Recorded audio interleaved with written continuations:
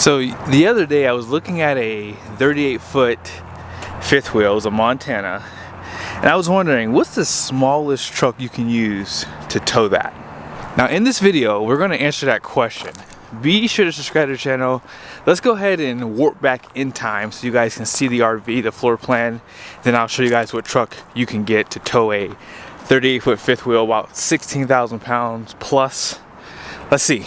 It has been a long time since I've come and looked at RVs, and this is probably one of the best ones I've seen in a long time. Now this RV does have solar and the lights are kind of going in and out. I guess either the RV doesn't have batteries yet. I haven't looked on the outside, but check this out. This is a home, and if you need to entertain, oh my goodness, you can entertain in this guy. Love the fireplace. You guys see that you have a television or a televator that comes up.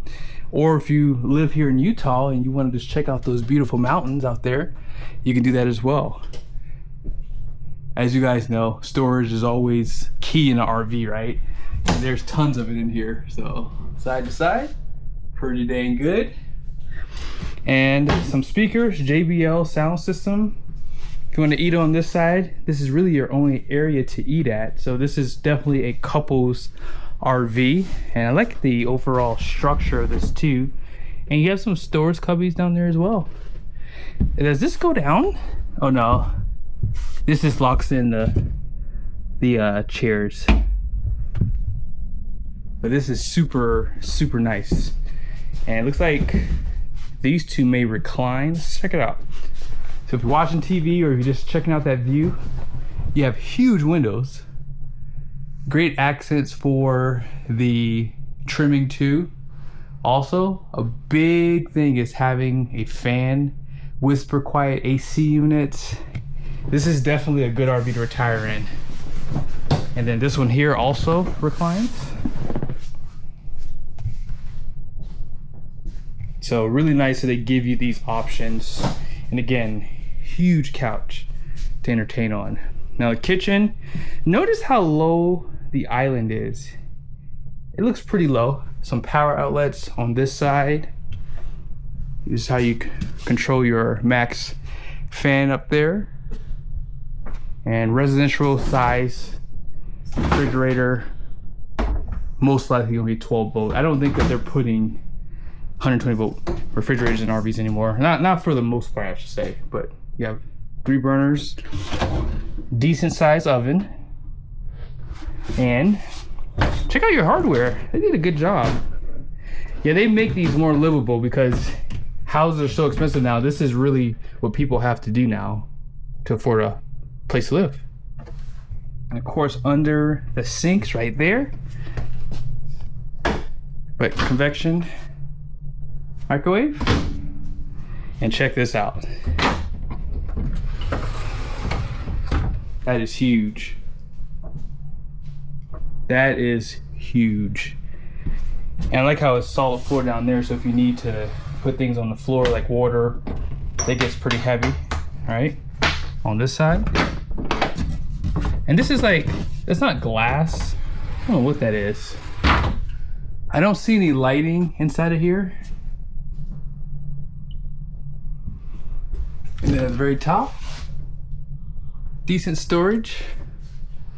And then moving on back, you have your steps, more storage on the side here.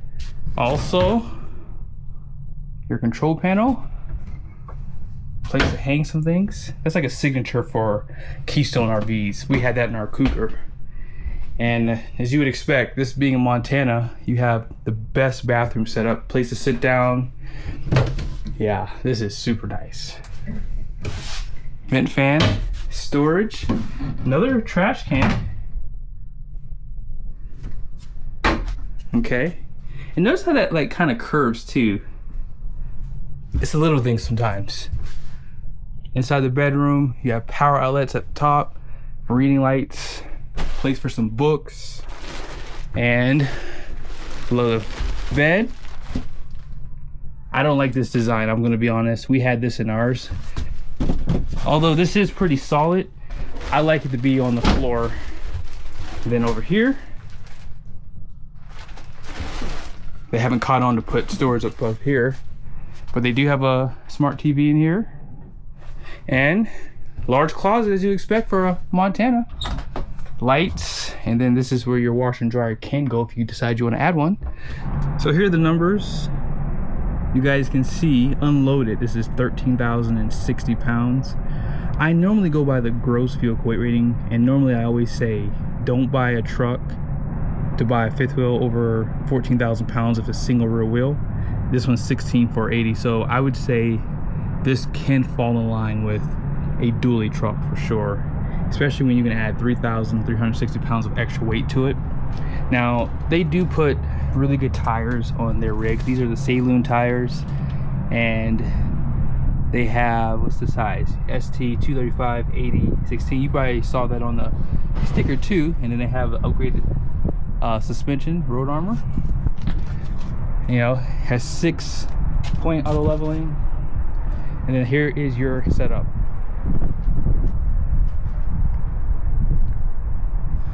Something I've mentioned in the past on fifth wheels, if you're looking at single rear wheel trucks, right? The biggest fifth wheel you want to go is 14,000 pounds. Now that's gross fuel weight rating. So they have unloaded weight and gross fuel weight. When I think about single rear wheel and fifth wheel, I think about 14,000 pounds gross fuel weight rating. Now there are some instances where a single rear wheel will work, but you have to consider a few things. Number one, how much weight you plan on putting in the bed, and how many passengers you plan on putting inside the interior. So in other words, if you plan on doing full-time RVing with the RV I just showed you, you're gonna 100% have to go dually. Now, this is a base model GMC Sierra. If you just don't want a dually, because I know a lot of guys and girls who just don't want that big of a truck, this base model truck should work, and I would probably even say skip full drive. So right out of the gate, what you're hearing me say is you're gonna have to sacrifice a lot of things to make this truck work. Now, some people will tell you don't have to stay under the gross fuel weight rating with these trucks, but here's what I'll tell you. Warranty, insurance, and just peace of mind is always good when you're towing heavy. This is a 2025 model. I might try to do a full review on this truck because this is actually really nicely spec'd. Has fifth wheel prep package. This truck does have the Michelin tires.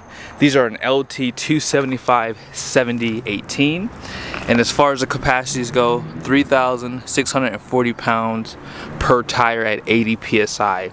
This has the 5 leaks in the main pack with the overload.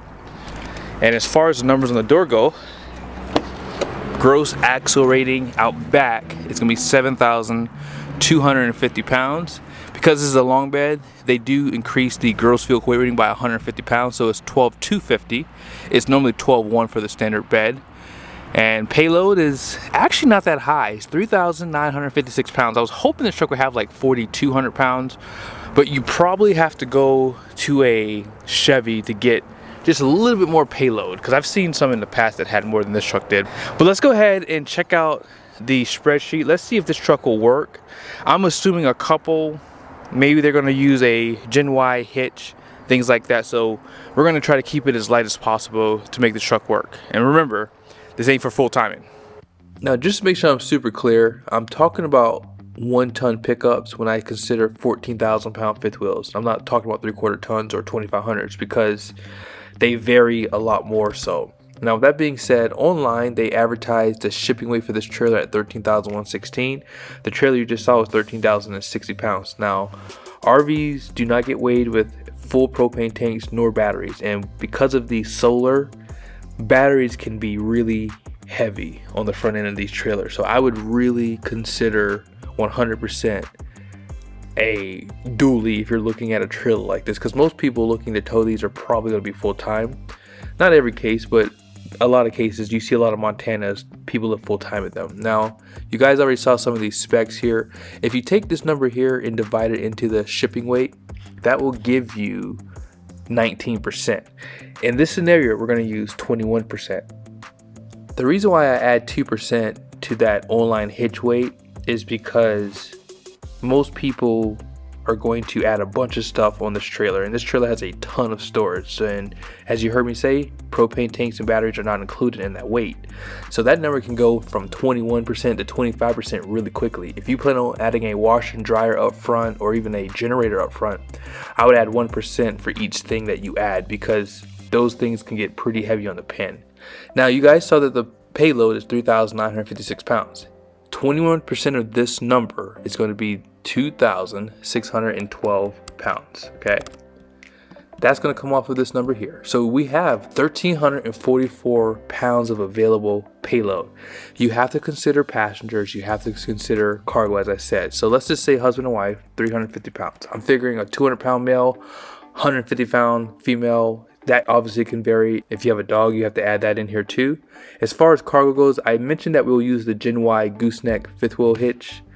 That should save you maybe 150 pounds on a hitch. So let's just say that this weight is going to be 300 pounds. So we are pretty much going to be under here.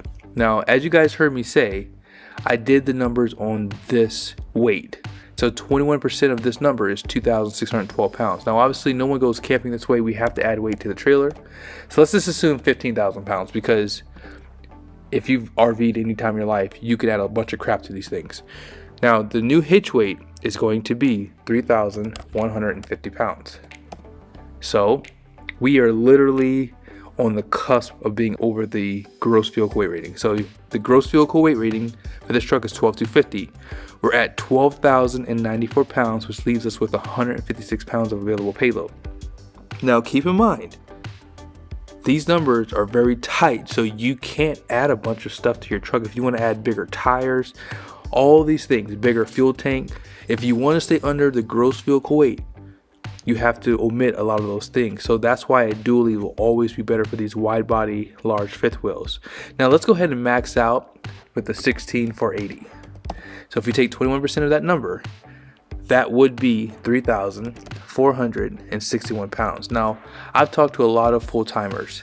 It is very easy for them to get to this type of hitch weight, because as I said earlier, you never know how bad you want a washer and dryer when you don't have one. And when you're going to campgrounds, sometimes the places there are just nasty for like the laundromat. So you might want to add that washer and dryer. And in that case, if you want to add those things, again, the biggest truck you're going to need is a dually for these trailers.